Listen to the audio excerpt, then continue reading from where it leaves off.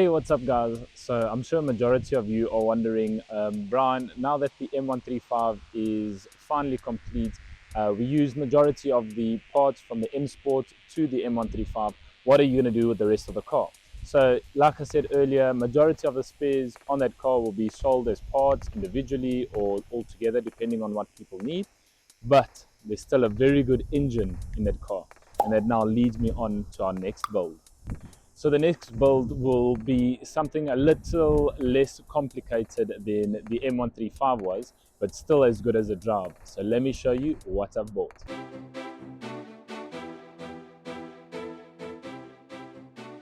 So it is a 2011 520D M Sport BMW. Now I know I am by heart a Mercedes fan, but I guess these BMWs have just been creeping up on me from every corner and I can't keep on running away from them. So our next rebuild will be the 520D that will be using the M Sports engine.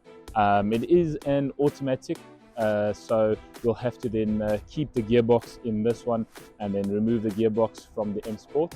But at least the engines are exactly the same, so we'll try to see if the harnesses and all the plugs are all the same. Otherwise we'll just have to change it all over, but that is the next build.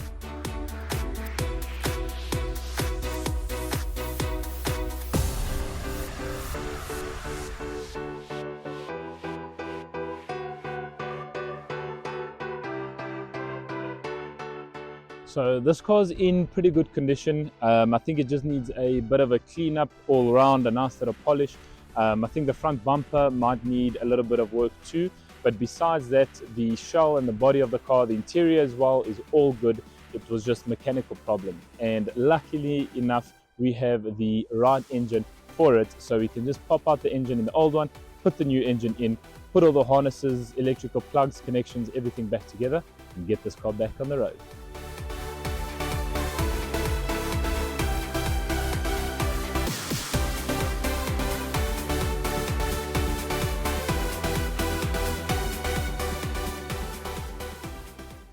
So I don't necessarily have keys for it just as yet. They are on the way. So as soon as I've got keys, I will then do a full overview of the car, interior, exterior, doors and all of that.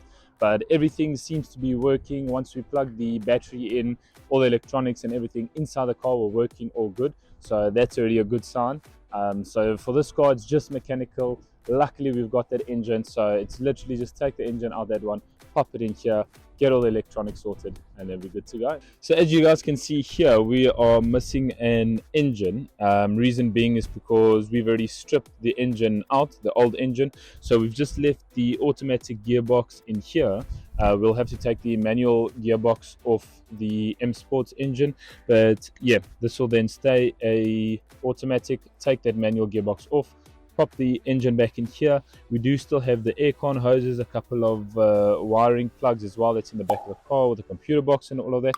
But besides that, the car is pretty good all round. Let's have a look here. So yeah, car's in pretty good condition. You can see that it looks very nice. Nice old 19-inch mags that need maybe a refurbishing. But yeah, like I said, the engine is the bumper is the only thing that needs a bit of work. Needs a bit of a touch up, a respray here. The grills do seem fine. Just here, down here needs a bit of work too. So I'll get the guys down at the shop to sort out the bumper. Maybe do a bit of a refurb on the rims. The tires still seem pretty good as well. Nice 19-inch tires. So that's quite a good thing. But yeah, all around just a bit dirty there as well, but all around the car does look pretty good. Try to get it there with a bit of a sunset. But yeah, all around looks very nice and clean, nice and good. So this will then be our next rebuild, guys.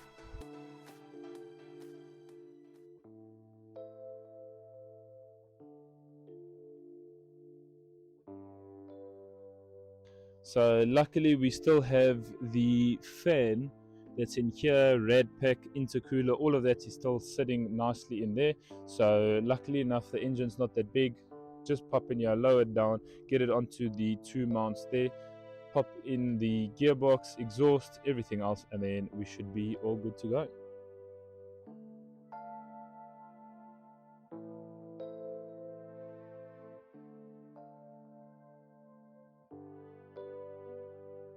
Alright, now jumping straight into the action again, we are getting rid of all the parts that are connected to this engine.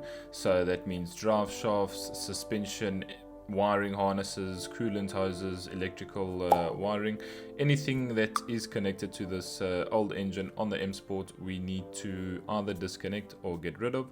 So what we'll do is jack up the car, remove all the suspension parts that are connected to the front engine. We also need to get under the car to disconnect the exhaust pipe, which is connected to the catalytic converter. So once my dad is done doing that, we'll then hoist the engine up and get it out of the M Sport.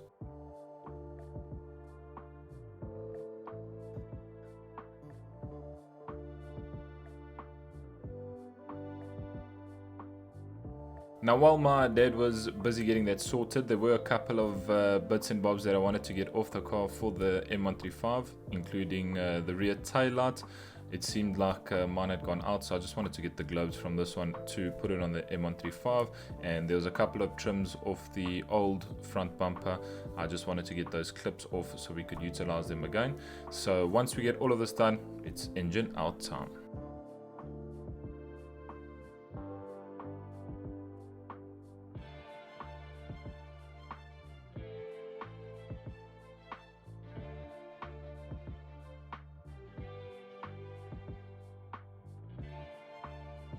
Now that everything is all removed, it is time to jack up the engine with the gearbox together to get it out of the M Sport. So this is just us taking it nice and slowly, just making sure that nothing is connected, trying to wiggle it out from the front. There is more than enough space with the complete front end off. So this is just a case of making sure we don't damage anything in the process, because if you do damage an electrical plug, it is going to be quite difficult to find out where it is and isolate it and get it changed. So once the engine and gearbox is out, it is time for them to remove this manual gearbox. As I said earlier, we won't be using this manual gearbox anymore. We will be keeping the car automatic. So we need to get this gearbox off, change the clutches over, and then get this engine through to the workshop.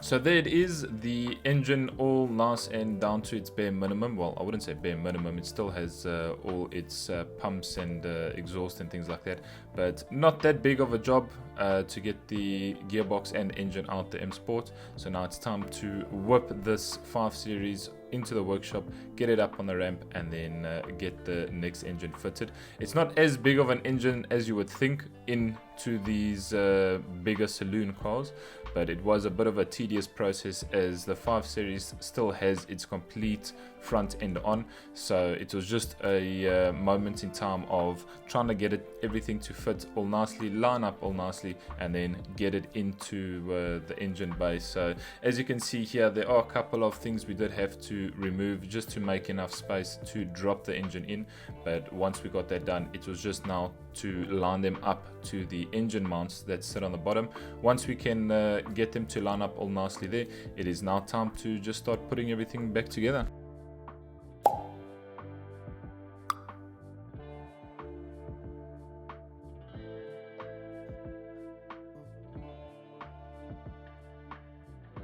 So as you can see here, my dad is busy connecting the bolts to the engine mounts that sit on the subframe of the car. So we did finally get it to adjust nicely. Once they are adjusted perfectly, we then make sure both of them are tightened nice and tight, because you don't want your car to be shaking all over the place just because it's not connected to the engine mount.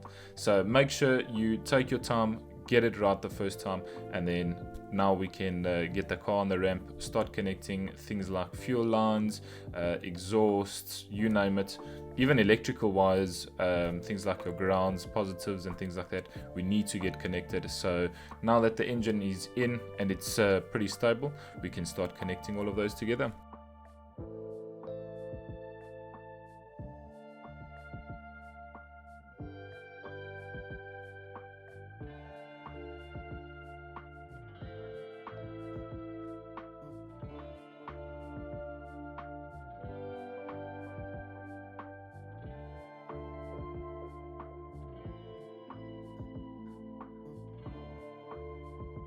So as I said earlier, one of the most important things that we do need to connect is the positive and negative terminals, especially your ground terminal. Now this is not a tedious process. It is very simple, but if you do not do it, your car will absolutely not start. It will either just keep on turning over, or it just won't have any power at all. We have had this issue in the past, so we always make sure this is one of the first things we do, to make sure there is electrical power going around the car, and if something else is wrong, then it is not this issue. So we did make sure that this was the first main thing that we got connected before touching anything else. Don't get me wrong, diesel is something you would need in a diesel engine to go, but if that's not working, the pump will always spit out a bit of diesel and it will start leaking. You can find the leak and connect it. Where with these ground wires, you have to then get the car up on a ramp, start finding your way around again until you've found out the problem. So this is a very, very important task to do. But once that was done, it was just now time to put all the filters in, all the piping in through to the turbos and things like that. So let's get to it.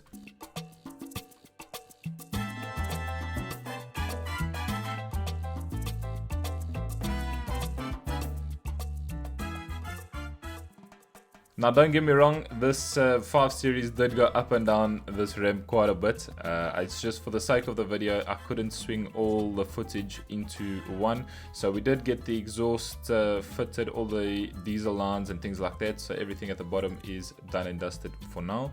Until we need to fiddle with something else, but we're just getting the air filters and air pipes in from the intercooler through to the turbos and things like that, getting them all fitted, plugging in the last couple of electrical plugs in, making sure the harness does fit everywhere that it needs to go, and then as soon as it is done and dusted, it is just putting all the plastic trimmings in and around the engine that make it look all nice, and then ready to go hit the road.